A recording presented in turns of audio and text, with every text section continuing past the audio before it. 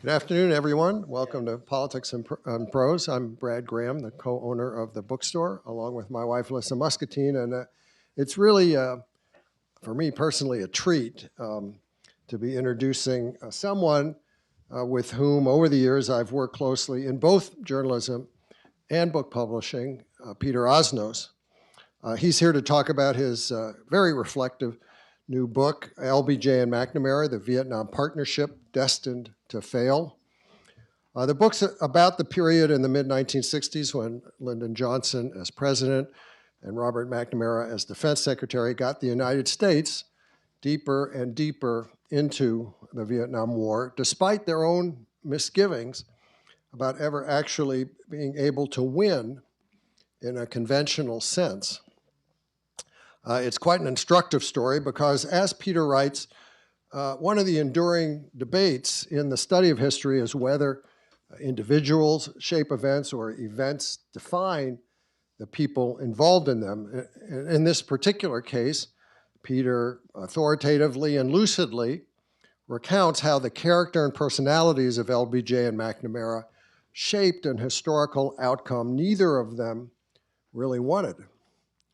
Of course, the history of the Vietnam War has been told and retold many times, but Peter brings us a significant combination of skills and insights as both a former journalist and a former publisher to his own telling of this tragically misguided period in U.S. history. As a journalist, which Peter was for nearly 2 decades with the Washington Post, he reported for a time from Southeast Asia during the Vietnam War. Later, as a book publisher, he worked with McNamara on the former Pentagon leader's memoir, In Retrospect, as well as 2 other books. And during that time, Peter recorded extensive interviews with McNamara, and the new book draws heavily on those. I've known Peter for more than 40 years. He was my editor at the Washington Post when I first went overseas for the paper, and later he was the publisher of my 2 books. And since I entered the book-selling business myself, nearly a decade and a half ago now, he's been a source of encouragement and wise counsel. So I can attest confidently that when Peter talks and writes, he knows what he's talking and writing about. His informative new book will get you thinking again about not only what went wrong with the Vietnam War, but why, considering the more recent conflicts in Iraq and Afghanistan, where the United States also faltered, our nation's leaders still don't seem to have learned their lessons. Now, this evening's event is a family affair because moderating will be Peter's son, Evan.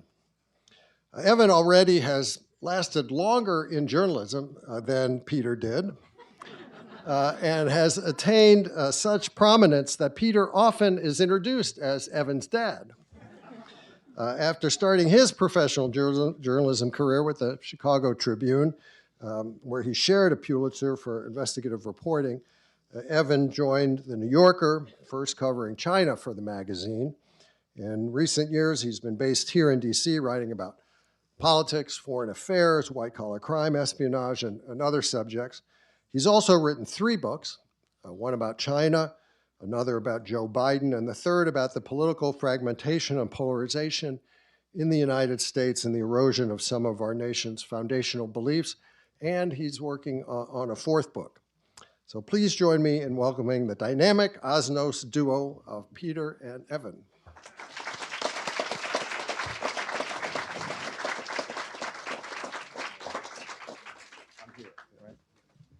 So Brad stole a little bit of what I wanted to say. I've known him not for 40 years. I've known him for 50 years. He came to the Washington Post as a young reporter. We were colleagues. Later, I was his foreign editor. Subsequently, he did 2 books with us at Public Affairs. Now, I get a lot of calls from people, authors. And what they call is usually 2 questions, 2 types of questions. First question is, how do I get an agent?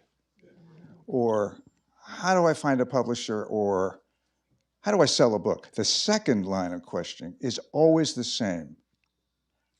how do I get an event at Politics and Prose? With your permission, before Evan takes me on, I want to ask you 5 questions.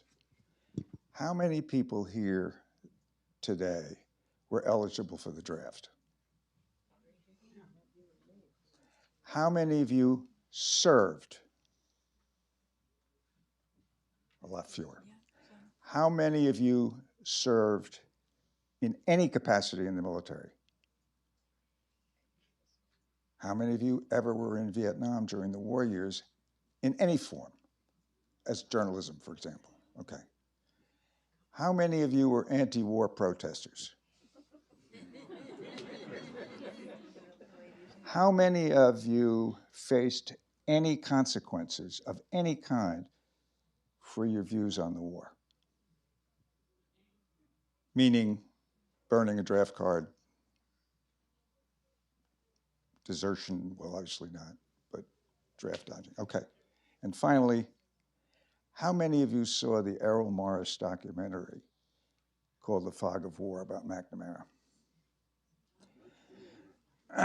Now, the reason I ask those questions and then succumb to Evan's grilling is because it's very important when you're talking about this subject to get some framework for what people are bringing to the topic. And if you were drafted, if you were in Vietnam, if you were an anti-war protester, you come at this with a certain set of perspectives, and getting to kind of coping with what you think coming to the book is immensely important in how you will respond to it. And I've discovered that now in almost every respect. So having said that, having said hello to Brad and reminding you that it's been 50 years, we were a lot younger. Turned over to Evan. Thanks, Pop. Thank you also to Brad and to Lily and everybody and Jasmine who made this possible, and to all of you coming out on a snowy night. Before we talk about what we're going to really explore tonight, I thought just to mention, I just noticed as I looked down that, as you know, this is a family affair this evening, so it seems kind of fitting that when I left the house, I reached down to the printer and I grabbed my notes, and along with them, I brought the spelling list for my son, Oliver. So I'm going to start by asking my dad if he can spell the word hurricane. Nope. Okay. Great. So, look, it is our topic tonight is really the question about leadership, and why do our leaders so often make catastrophic mistakes over and over. And I don't mean one-off errors. I mean sustained patterns of misleading the public, of saying things publicly that they don't believe privately, of marching down a strategic path that they know on some level is flawed or doomed. What is the combination of human qualities, of organizational qualities, of the chemistry of this town where we live? What is it that makes this happen over and over and over again? Because it is as current today as it was in the events of 1963 through 75, which is what we're going to talk about. This story plays out, as you know, on the field of Vietnam. This book is about a relationship. And I want to hit that hard because I think people might say, okay, maybe this is going to be about understanding the scope of policy. It's about a relationship. If this was a play, it would be a two-man play. And it's, in that way, a fascinating plunge into the metaphysics of these two people. So before we start talking about a portrait of these two men in their minds, I want to actually ask about this project and how you decided, one, that you wanted to do this, and then also how you did it, because it was a bit of an unusual arrangement. For people who don't know, this started with an 18-part Substack series, and then the audiobook, which in some ways is one of the most interesting things from my perspective, and I'm a little biased, but I do believe this is true. It has this audio that you will hear of my dad's conversations with McNamara in the course of of composing the book and editing the book. So if there's any readers and writers here, it's fascinating to hear an editor wrangling with an author, a withholding author in some ways, who is not yet sure what he wants to say. And you'll hear it over the course of a couple of hours, this process of kind of extraction and pressure and pleading, and ultimately him coming to the terms with what he wants to say. So how did you decide that you wanted to do this, and then how to do it? Well, thank you for that question. Actually, so I, as Brad said, and I was in Vietnam in the 70s for the Washington Post, 2 years. I subsequently was the editor of McNamara's In Retrospect, but I also edited Clark Clifford's memoirs, where he was the successor to McNamara. I edited Anatoly Dobrynin's memoirs, who was the Soviet ambassador during that whole period. I edited a whole bunch of other books by journalists, including Morley Safer and Malcolm Brown. I was steeped in Vietnam. And when I was first approached, I got to be quick about this, but otherwise it'll take the whole hour. When I was first approached about doing the memoir in 1993, on behalf of an agent, I vaguely knew McNamara because he was on the circuit in Washington. And I said to him, he wanted to write a full autobiography. And I said, no, Bob, I called him Bob. I said, Bob, your full autobiography is not what you need to do. What you need to do is tell the Vietnam story first. He went away, came back with 100,000 words. That was the first and very, very rough draft of the book. We published the book a couple of years later. It was a huge, controversial bestseller, sold hundreds of thousands of copies. Therefore, in publishing terms, big success. At least my colleagues said, congratulations, #1 on the New York Times bestseller list. But it took me a while to figure out, actually, the book had failed, because no one got the full message of the book. Everybody assumed it was McNamara's effort to be forgiven and redemption. And there was not a single solitary person who wanted to forgive him or redeem him. So most of the criticism, most of the people's reaction to the book was vituperative, but it sold anyway, so it was perceived as a success. So I had to swallow that, and it took 30 years. And I said, now I'm going to try once again to explain, to use the McNamara material to show what the book was really about, which is how the hell we got it so wrong. We were talking about this subject, and I remember at one point you said, the goal, of course, is not to exonerate or defend McNamara. You said what he did is unforgivable, but you want to make it useful. That was the point. And, you know, to this day, whenever I get together with, and looking at this crowd, people of this generation and my generation, the name McNamara comes up, even some of my closest friends, jaw settles. They want to know how it was possible that I would have enabled this man to make his case. And the fundamental fact is, he did it, and we didn't succeed in getting people to know it, and that's why we're doing it again. I want to, since this is a portrait of this relationship, I think you need to start out by giving us your portrait of, succinctly, of each of these two characters. For some people will know a lot about LBJ, some people here won't. Some people know a lot about McNamara, some won't. Start with LBJ. Out of all, we know there are acres of useful insights on him, but what is significant in understanding the psychological dynamic that became relevant? Well, stipulate that, you know, we have been given one of the great gifts of history, and that is the Johnson tapes. I urge you, if you have the time or inclination, as C-SPAN's put them all online, you can get them everywhere, and just listen to them. That is the, I mean, Caro, to the contrary notwithstanding, brilliant, absolutely brilliant. By the way, the Caro biography ends with Vietnam. He has not yet finished Vietnam, because Vietnam is a bridge further than he has been able to go. He will in this volume, right? Oh, absolutely. I mean, I'm sure he's done a great deal of work. Anyway, so Johnson, you can learn a great deal about just listening to the man. And what we know about Lyndon Johnson is that he was master of the Senate. one of the great politicians. But when it came, first as vice president and then as president, he was brilliant on domestic policy and out of his depth on foreign policy. He was insecure, confused, didn't really have a strong sense of what you will do when you're confronted with an enemy. And then there's the dog. And McNamara, everybody's view of McNamara was very clear. Slick back hair, the whole thing, the pronunciamento voice, the declarative. Truth is, that was wouldn't call it a facade, but it certainly was a presentation, which in the end was a problem for McNamara, because when he got emotional, or if he'd had a couple of drinks, tears. And when the book came out, and the most devastating portrait of the book was in the New York Review of Books. His David book, you mean Levine's- McNamara's memoir? McNamara's. David Levine's drawing were tears in the shape of missiles. Everybody said he's crying, asking his self-pity.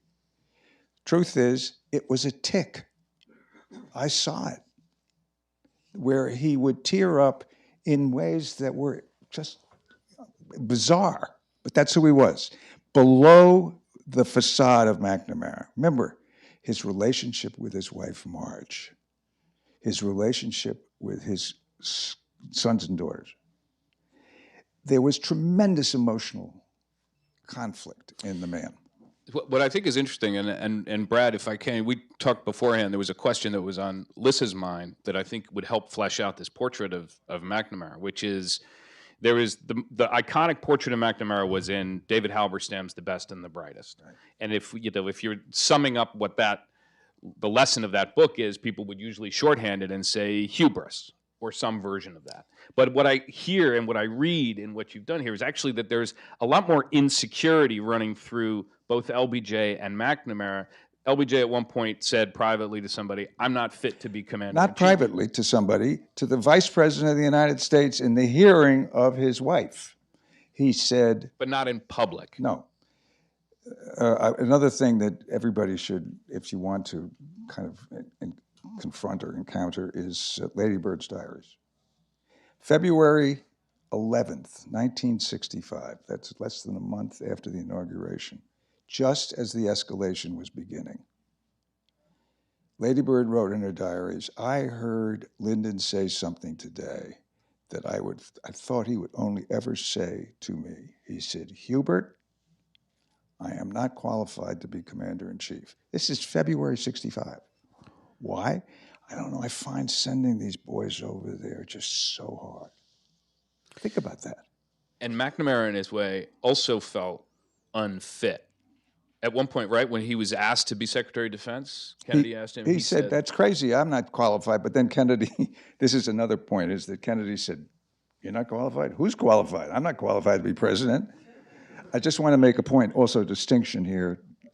The difference, if we get to it, between JFK as a president and JFK's ability to deal with these issues and Lyndon Johnson's very different. So in JFK not racked by insecurity, JFK, it's a different set of psychological details. Right. One of the great questions that came out was JFK was killed on November 22nd, 1963, which was 3 weeks after the coup in Vietnam where they assassinated Diem and New. There was a plan in place to withdraw the advisors in 64 and 65. Kennedy was killed. We didn't then go ahead with the plan. And there's a great big argument among historians, would Kennedy have gone ahead? And the general consensus is, we don't know. And of course we don't know. McNamara, and this is not what he says in the book, but what he says in the transcription on the tape, is he's certain that Kennedy would have gone ahead. Why? Would have gone ahead and pulled out. He would have pulled them out. And why? Because in 61, he was humiliated by the pigs. And in 62, he overruled the Joint Chiefs and the CIA, blockade instead of bomb, and won the round. He had a measure of experience and a personal self-confidence that Johnson did not have, ever. And that was the function of JFK's cool and McNamara's not cool. So I think we're sort of beginning to, we're going to lay out essentially the 2 or 3 components that made up this toxic partnership, the reason why this pairing ended up leading to disaster. And one of the things that you've described is this combination of insecurities. The fact that you've got McNamara, who doesn't think that he's really fit to be Secretary of Defense, LBJ saying, I don't think I know how to be Commander-in-Chief, and that you just talked about the lead up to, and I think that's very important. Bay of Pigs, Cuban Missile Crisis are very important in shaping the kind of institutional context, right? Because McNamara, McNamara comes in, the Bay of Pigs is already on its way. They essentially inherit some of this from Eisenhower. They say, let's go ahead, and it is a catastrophe. How do you think that experience shaped their, sort of set them up for failure later? Yeah. Well, I think what the record shows is that Kennedy convened the group of the wise men, and they all were, and only one person in the whole group of 20 had any objection to the Bay of Pigs, and that was Fulbright, curiously, Senator Fulbright. McNamara said that he didn't really know enough, and he went along with it, but, quote, not enthusiastically. And of course, it was, think about it, it ended in 40 or 72 hours with a total, utter catastrophe. And Kennedy was devastated because he had started off strong, and then suddenly he was humiliated. McNamara went to Kennedy and said, you know, Mr. President, I am perfectly ready to stand up and take my responsibility for this. I was Secretary of Defense. And Kennedy said, no, Bob, you don't do that. I was the president. I made the mistake. It's only me, and it's on me, and he did it. And he went forward. And then the following year was the Cuban Missile Crisis. And whatever you hear about other crises, that one was different. There were Soviet missiles 90 miles off the coast. And the Joint Chiefs, led by Curtis LeMay, advocated bombing. And there would be, if you started with bombing, you would inevitably have an invasion. And Kennedy said, no, we're not going to do that. We're going to do a blockade. He had 2 telexes, whatever they were at the time, from Khrushchev. You remember, it's famous. One was more or less, you know, sort of modestly positive. Conciliatory. And the other one was vastly negative. There was one other element which nobody knew at the time, which was the Jupiter missiles in Turkey. Kennedy knew that he could throw in the Jupiter missiles at Turkey, which was a secret. And what McNamara says, that Kennedy told him, look, I don't want to destroy the world for a bunch of junk Jupiter missiles in Turkey. Give them the missiles. They did. Nobody knew it until years later. So what was going on there was the dynamic. Military, intelligence, bomb, invade, president, no. So here's this, a second element of this is a kind of regional ignorance. And I mention this with the thought that this is very much a recurring fact. When we get involved in misadventures, it later comes out, gosh, we really didn't know what we were talking about. How much was that we didn't know the region, we didn't know the subtleties, we didn't know in one case it would be the tribes, in other case it would be the role of Catholicism versus Buddhism. How much was there a level of regional ignorance? One story in particular, I'll just be specific, there is a story about after Ziem's been assassinated that I find kind of amazing. I think it's involving his successor. And yeah, no, it was the Ken Burns series, for those of us who were Vietnam people. For the power user, you'll want to watch every hour of the Ken Burns. So in a version of whether it was installment 3 or 4 or 5, I can't remember which one, there's a conversation, taped conversation, which I quote in the book. Taped conversation between the Secretary of Defense and the President of the United States. And the Secretary of Defense tells the President of the United States, Mr. President, that guy Ho Chi Minh Ho Chi Minh. He's been pushed aside up there in Hanoi. There's a new guy in charge, and his name is Le Duan, spelled L-E-D-U-A-N. Secretary of Defense is spelling the name of our enemy to the President of the United States. It was such an unfamiliar topic, and we They were already knew getting so little about Vietnam that they had to spell the name of the guy who was in charge. Les Gelb, who was the man who oversaw the Pentagon Papers, and again, the joy, the pleasure of this is that so much of this stuff is stuff I was able to deal with over many years. But one of the, Les Gelb oversaw the Pentagon Papers, and he was a good friend of mine. He said the Pentagon Papers weren't about secrets, they were about ignorance. Well, to that, I mean, actually, so then the question becomes, they're privately, in one form or another, particularly McNamara, is beginning to say, I don't see how we're going to have a military solution, meaning I don't see how we're going to prevail militarily. But publicly, he's not saying that. Why is it that he is, in his way, lying to the public about what he actually believes? What he said over and over again in our interviews, less clearly but still in the book, in the memoir itself, but certainly in the interviews. He said, can you imagine? We're in a war. I'm the Secretary of Defense. Am I going to stand up and criticize the war, criticize the president? No, that's not what I do. I wasn't elected. He was elected. The American people chose him, and our job is to advise. The interesting thing is McGeorge Bundy, another one of the best and the brightest, who got off easy because he left and went to the Ford Foundation. And where McNamara was not cool, Bundy was cool. Bundy's memoirs were never completed. He died before they were done, and his wife would not let them be released. But the guy who was working with him wrote a very good book based on what little he had. And in it, it's very clear that had Bundy finished the book, he would have come out exactly where McNamara was. But he said, we're advisors.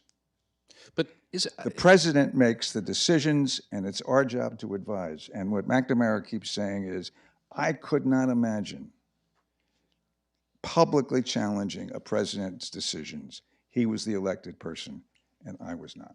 But is it, I mean, there is, I think naturally all of us would say, but isn't there a courageous duty to stand up and say publicly what you privately believe in a context like that? Or if you think you can't contradict your president, then you resign, and in your resignation, you make clear that you have a fundamental conflict with the policy. Okay, so here's a story.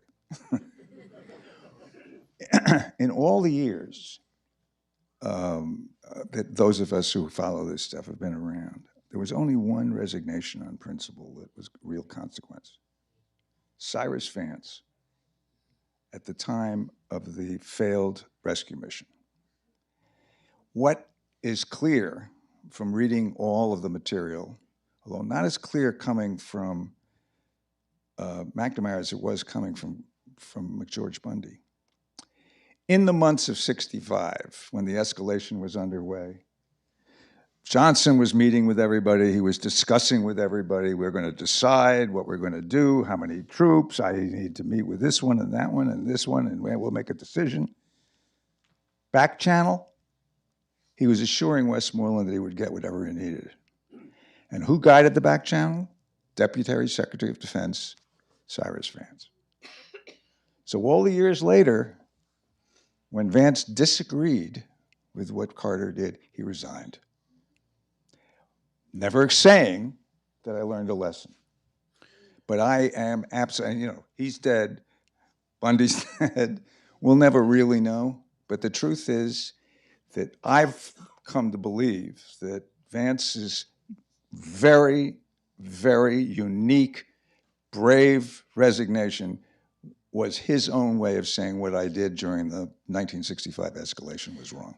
One piece of this we haven't talked about is the role that electoral politics, the sort of overhang, that is, of course, all of this is happening within the context of elections. I mean, an amazing fact, you'll get correct me if I'm wrong, but on the day that Kennedy was assassinated, Johnson was planning to tell him that night that he didn't want to be on the ticket for the 64 another one of the election. absolutely, thank you. So amazing to think. Instead, he inherits the presidency and the war.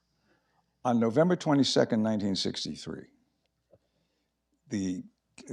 Kennedy and Jackie were preparing to fly to the ranch. All the arrangements had been made, which is, when the president comes to the Verdinales or whatever it was, it's going to be very complicated. And he had not been there. He may have been there once before. And you remember that by the time November 22nd, 63, Lyndon Johnson had been completely humiliated as vice president, old corn pone. And he knew, and Lyndon knew, again, that you can find the words in which he says it. People making fun of me is not something that happens in Washington automatically. The reason we know about it is because people are talking about it. It was his intention on the night of November 22nd, 1963, to tell Kennedy, I don't want to be on the ticket in 64. But he never had the chance, obviously, because 24 hours later, he was the president of the United States. And then Johnson is running in 64 against Barry Goldwater, and the significance of that from McNamara's perspective is that McNamara doesn't want to come out and break with his president or say anything that would imperil Johnson's chances in 64 because he thought that the threat of the other guy was so much worse. So there's a kind of poisonous momentum taking hold where there's constantly a reason not to speak the truth at the time, and it kind of pushes along. I just noticed that way in the back there is a woman who's very closely related to Evan and to me. Susan, there's my mother. Hi. So there's an empty seat here in front. That's all right. That's the way she's made. One of the two in the tape that Evan was referring to, which is these 2 hours of me with McNamara, two of the big issues at the start are the question of whether Kennedy would have withdrawn. That's number one. And number two is why it was that in 64, Johnson kept pushing the pieces on the board around without actually doing anything. And the assumption, everybody's assumption, was that it's politics. Lyndon didn't want to have his reputation in any way affected by escalating the war when he was running against Barry Goldwater. McNamara says, oh no, it wasn't just politics, it was that we didn't know what the hell to do. Joint Chiefs didn't know what to do, CIA didn't know what to do. So I say in this tape, Bob, we're going to have to make it clear that is almost impossible to believe that Lyndon Johnson didn't do it because he didn't know what to do. He didn't do it because it's politics. And of course, ultimately, I believe that it was political, but it was also a very clear representation of the lack of judgment and cohesion and understanding. That's why they stalled all that year, because they could stall. There's even a moment, this is actually in Cairo, in which Johnson says to Bundy, he says, Bundy says to Johnson, Mr. President, what is your view? And Johnson says, well, Mac, got a couple of 100,000 people out there. Let's hold the status quo for 6 months. There you go. You mentioned the transcripts. Just out of curiosity, I mean, one of the things that comes through is this process of McNamara would write something, and then you would look at it and say to yourself, this isn't going far enough, or what? Or you would say, I think there's more there, or I could push him. I mean, how much did that then affect the text, do you think? I've asked at the beginning how the project sort of congealed, and the answer is that I had these hundreds and hundreds of pages of transcripts. And because we did spend a tremendous amount of time together, and the transcripts were obviously a basis for the book. But when I went over the transcripts, I could see how much not more, but how much additional there was. And so that what I was, I mean, it was, some of you may understand this. It was, I mean, it was kind of Talmudic as I went through and kind of looked at the tone and of the nature of what he was saying to me and how I and the young colleagues I had pressed him. No, Bob, you can't say X because no one will believe you. We need to find a way. He kept saying, I don't want to be self-serving. And I said, self-serving is not the issue. You have to be in some way plausible. And while the book was plausible, no one at the time accepted it as plausible. That it was, that they screwed up, not that they were evil. One of the things that also comes through in those conversations, those editorial conversations, was that you essentially had to persuade him that it was time to stop being polite, because he didn't want to say mean things about somebody, Henry Cabot Lodge or somebody else. Dean Rusk. Dean Rusk. He tells a story about Dean Rusk that, again, gives you some a sense of what the culture was like at the time. This one, actually, we did get in the book to begin with. He says, one day in '65, I think it was, he gets a call from Rusk. It says, Bob, I need to come and see you. And Bob says, no, that's not the way it works. The Secretary of Defense goes to see the Secretary of State. It doesn't work the other way around. Okay. So he goes to see Rusk at the State Department. He gets there, and Rusk puts a bottle on the table and says, Bob, I have to resign. Why do you have to resign? My daughter is going to marry a Negro. And Bob says, Dean, that's crazy. Why, you know? Well, I just think the blowback on the administration and so on would be so intense. So McNamara says, Dean, have you told the president? He said, no, go tell the president. What does the president say? Congratulations. Yeah, there's at the core of this question of why they stayed in when they knew, both of them on some level knew that this war was doomed, is the sheer fact that they didn't want to admit defeat. I mean, that is the giant and tragic takeaway. There is, at one point, McNamara told you in one of these editorial conversations, he says of LBJ, he was the kind of person that never wanted to say he was wrong. Absolutely true. I'm curious, is that true of McNamara too? And then do you, as you now broaden out from Vietnam for a second, as we look at the broader context of these kinds of mistakes, whether it's, the war in Iraq, whether it's staying in Afghanistan for 20 years, whether it's getting into a presidential race that you can't win. And I mean, in serious, I mean, how much do you see that as being a recurring fact? Well, you may not be surprised to hear that we have a dialogue on the subject of Biden and the whole, One of the things that my sense of it is that Biden in Afghanistan finally did what everybody had wanted Johnson to do. He took the troops, he cut it off. Now, they didn't cut it off smart, but cutting it off is not easy. And within a week, the Taliban took over.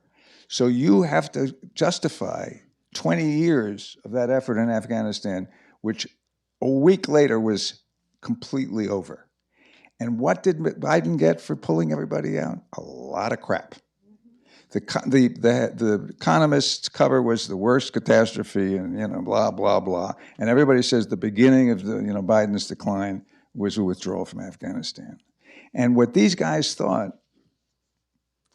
in the Vietnam era, if we pull out, if we acknowledge that we can't do it, we'll all be seen as having failed. We'll be seen as weak.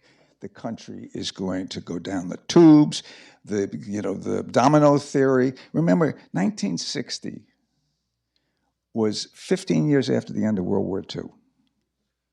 The great triumph of the West. These people, the best and the brightest, were people involved with that triumph. They had no concept of failure. They were so sure. They were young, they were smart, and they thought we never fail. And of course, that's hubris. In just a second, we want to hear your questions. So we have a microphone right here. And just before we take the first question, give people a chance to make their way over there if they want to. I'll just mention one detail that's relevant as we sort of think about the context for that. I remember talking to Joe Biden in 2014 about what he thought it would be like to be vice president. This is while he was in the vice presidency.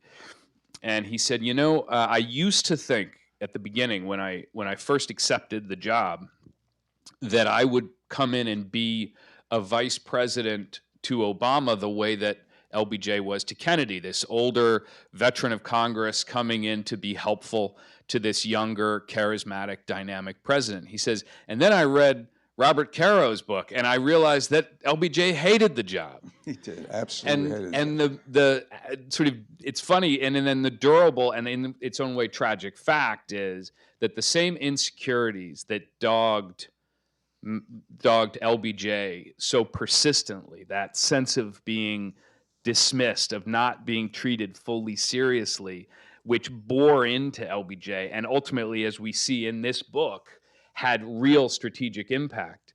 I think that the story of Biden's decisions ultimately will have to be wrapped around that axle of insecurity and that sense that in his own way, he felt that he was later treated as corn pone and so on. Evident, again, the dialogue continues, but I believe that when it was said over and over again to Joe Biden in leading up to the midterms, that he should get out. And I heard it, we both heard it from people very sort of, the advisors to Obama and Clinton who were all over the place saying, Joe, get out, you're not good. He's a proud guy. He said, you can't tell me to get out. I'm going to get out when I'm ready to get out. And the problem was, and this is in Eva's, if I may say so, brilliant piece in the New Yorker in March of 2024, in which what Biden says is, I want to be president, I can be president, and I should be president. My job is to persuade the American public that I can, and that was the failure.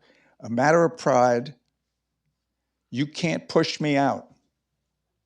The more you push me out, the more I'm going to stay in. Pride, this is a thing we didn't actually get into. Human nature is what drives these things. Policy is secondary.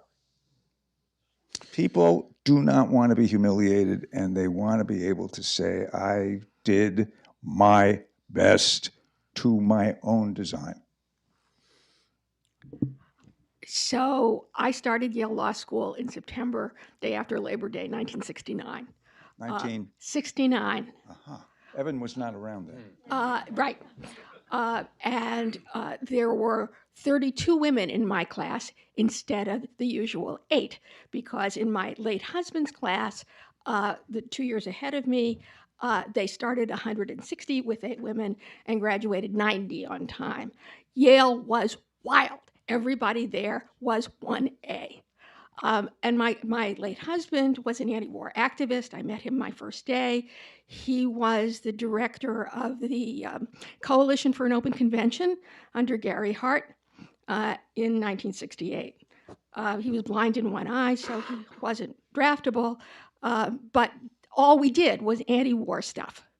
And he was at Harvard. He was part of the anti-McNamara demonstration. My question is the role of the left and the anti-war movement. I think if it hadn't been for the draft, we'd still be in Vietnam. I used to walk by Skull and Bones every day on my way to school, and of course, George W.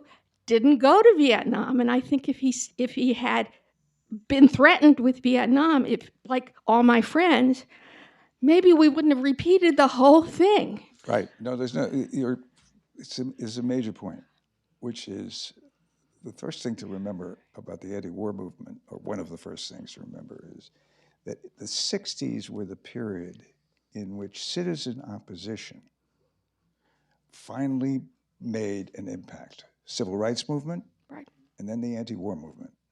The idea that people could stand up on their own behalf and for their own interests and make a difference was not something that was routine in American life.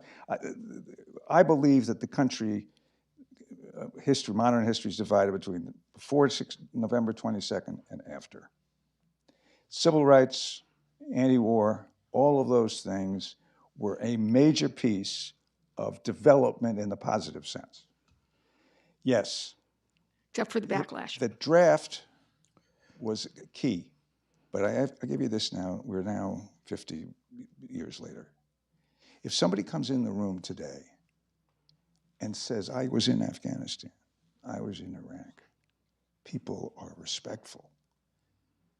During the war years, if you came back from Vietnam, you were a baby killer. Nobody wanted to talk to you. Trust me.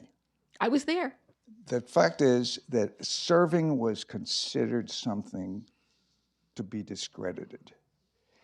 And, you know, right now, if you stood up and ran for office and saying I was a draft dodger, it wouldn't help.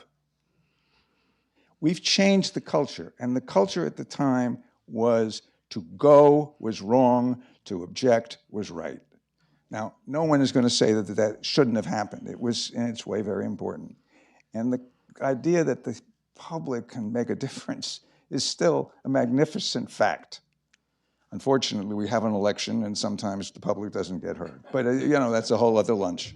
Thank you.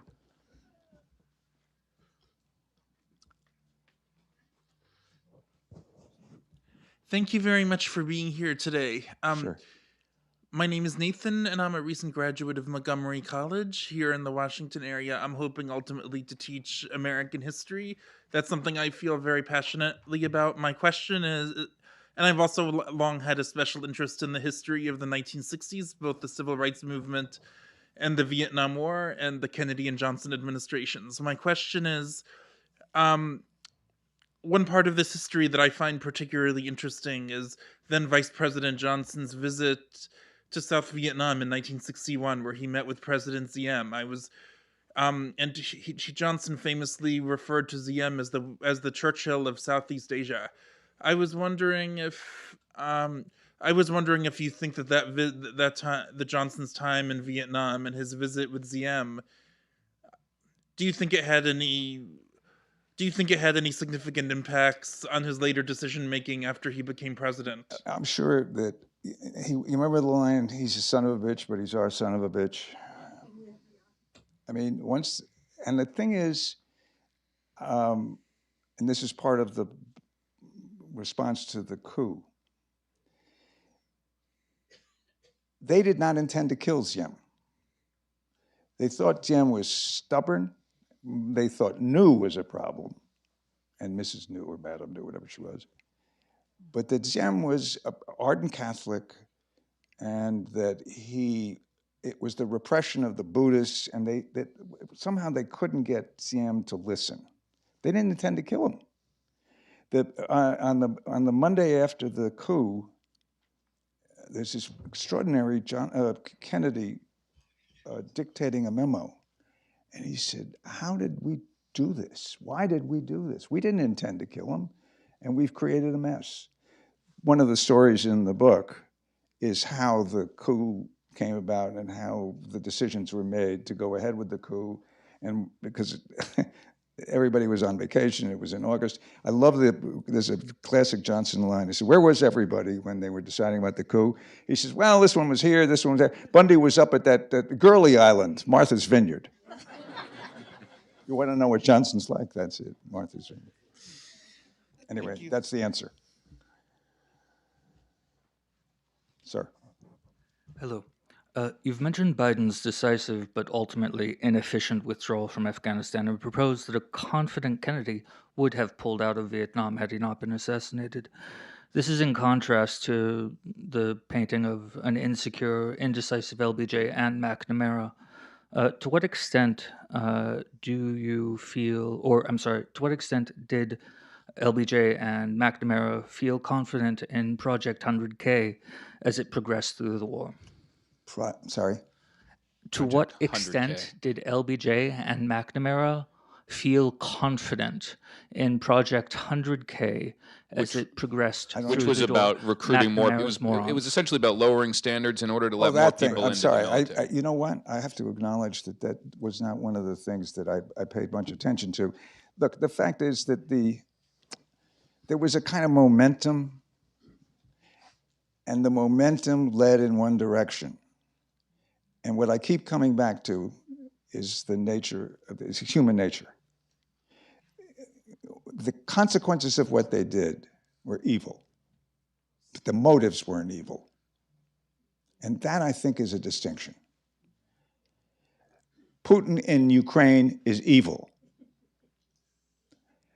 And what we were doing in Vietnam was intended not to be evil, but the consequences were evil. But if I can follow That's up, hubris, and that was the best and the brightest tragedy. I do think that the question, to people who were part of those 100,000 who went in, that's what the New York Times editorial in response to McNamara's memoir in 95 is scathing. And precisely because it says to the young men who died in the tall grass, no apology, no kind of clinical attempt to try to explain it is adequate. And I thought one of the really interesting moments in the editorial conversations, at one point you say to McNamara that this essentially clinical, I think you said this ecclesiastical approach doesn't make sense, that ultimately this is a human catastrophe. And he sort of seemed, in his kind of waspy way, unwilling to engage fully in that. Well, you picked up on ecclesiastic, which I was very happy about.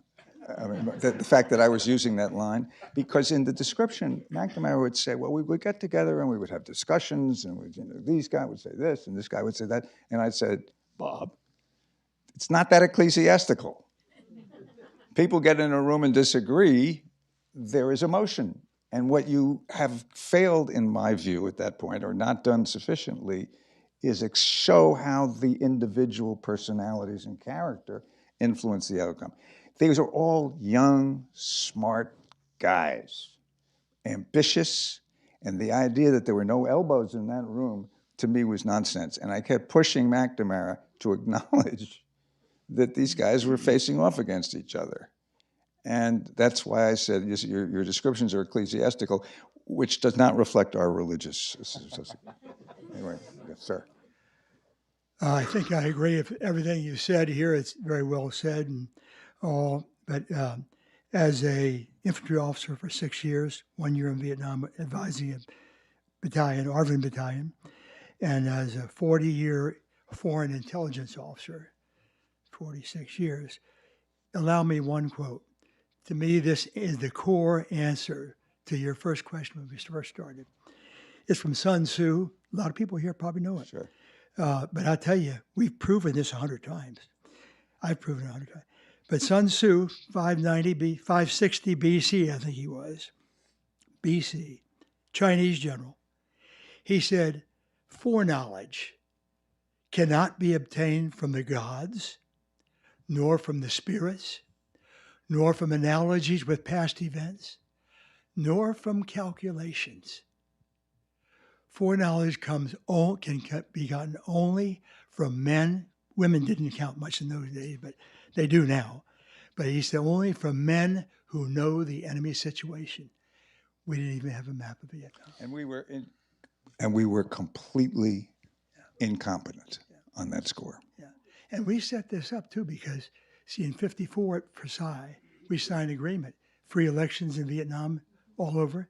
In 58, we reneged on that, gave Ho Chi Minh a green light, and then from there, there's a lot of things I could say. And could I add one other detail on that? The absence of knowledge about the region was heightened by the fact that a lot of the China specialists in the State Department and elsewhere in the government, including in the intelligence community, had been driven out in a McCarthyite purge over the course So there of the were 50s. people who didn't know And so as a result, there was nobody in the room to say you're fundamentally, catastrophically misreading what China would or wouldn't do in this Remember situation, particularly the relationship with Vietnam. In 1972, when Nixon went to China, we were well along in the war that didn't end for another 3 years. But when Nixon went to China, Bloomingdale's turned over the whole store for a celebration of Chinese culture. We were 3 years away from ending a war to stop the Chinese and the Soviets. We so misunderstood the enemy that we could not possibly design a way in which to cope with all of those different things at once. Yeah. The problem was in 1972, we knew it in 1970. I was there 71, 72 on McAfee staff. I was a senior analyst for MR4, the Delta. So what years were you there? 70, well, I was there 67, 68, and 71, 72. I probably met you. But anyway, be real brief here. We had known for years that when I was at Fort Benning, I did a study on infiltration into South Vietnam. And without any question, the Vietnamese could endlessly put any infiltration demand in force in Vietnam, South Vietnam. The other thing we knew is we weren't a colonial nation. France was.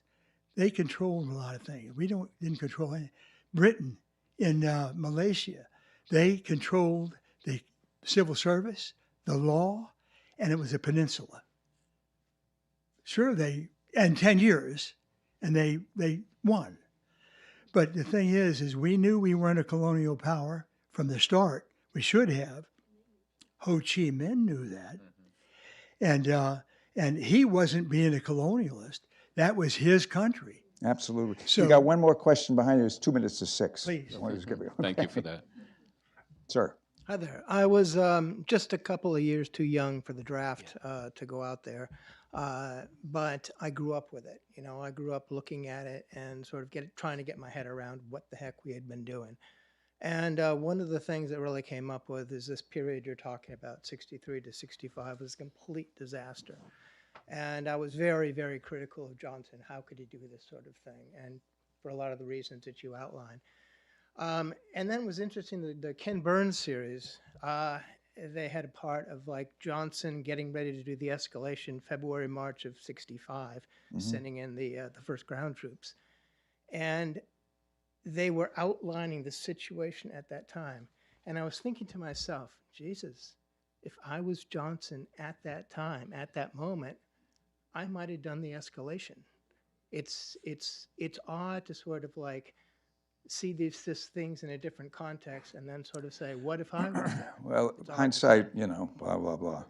I think the period between January and July of 65, when the escalation took place, is in fact, in many ways, the most interesting period in the war, because what were the circumstances that actually led to them going ahead? What were the various sort of factors?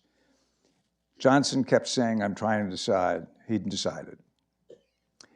And remember, by the time the escalation took place, 175,000 in July, 70% of the country was still supportive. He was doing what the country thought he should do. And just one quick thing to add is contrasting this to the Iraq War. You sort of understand Vietnam in the context of the 20 years of Cold War that had preceded it. Well, that was the Cold War, the domino theory, all of that business, the belief that the Soviets and the Chinese were on the march. One of the things that comes through, Kennan, the author of the containment theory, always said one of the real tragedies of the containment theory is it overstated the Soviet capacity. In fact, what I was trying to say is they're too weak. We could probably surround them. Instead, we decided that, and we're still doing it, which is a whole other thing. It's now 6. I just want to say one thing about Brad. I know before we go though, we've got one more question here in the front row from our friend David Tatel. Tatel. Says, you know, if you haven't read his book, Vision, which I'm sure for sale Peter, here. I have a question about the source of the public attitude about Bob McNamara, that is, that he's a war criminal. But before, I want to say to everybody here, I listened to the 2-hour version of the tapes of your discussion with McNamara, and they're fascinating. And I urge everyone to read them. They're really quite intriguing. So here's my question. Suppose Bob McNamara, when he resigned, had simply gone back to Ford Motor and disappeared. I mean, how much of the public's view about McNamara as being an evil war criminal is attributable to the fact that, you know, he leaves that job, becomes the president of the World Bank, right? Becomes a major player on the Washington social scene and writes a book. And I think a lot of, and this is a question, I wonder whether the public attitude towards him might be significantly influenced by the fact that people say, wait, this man who you agree is incompetent and whose incompetence led to the death of thousands of Americans was not only not held accountable for it, but ended up being, in a sense, rewarded for it. And I can't, David, with all due respect, that's not what I disagree. I think that McNamara spent the years after he left the Pentagon in various stages of, I would call, discomfort and anguish. And the degree to which he could not face what they had done until 1993 or 4, when he said, I'm now going to write a book, hopefully with messages to warn the American people how to avoid doing it again. And when we published the book, nobody got the message, which is why I'm going to take 1 minute, Brad. Just want to say something about the nature of the book, because I've asked about this. You'll find that the book is $17.95 paperback, which is to say cheap by today's standards. Why? Because I'm a publisher. The book is available in 3 formats. In the old days, it would be available in one format, a hardcover for $32.95. But the way you do books these days is we've done it as a $17.95 paperback. We did it as the Substack series, which was free. It's an audio, Simon & Schuster, which has the book and the 2-hour tape, and an ebook. So if you want to read it, you have options for reading it. And if you don't want to read it, that's your problem.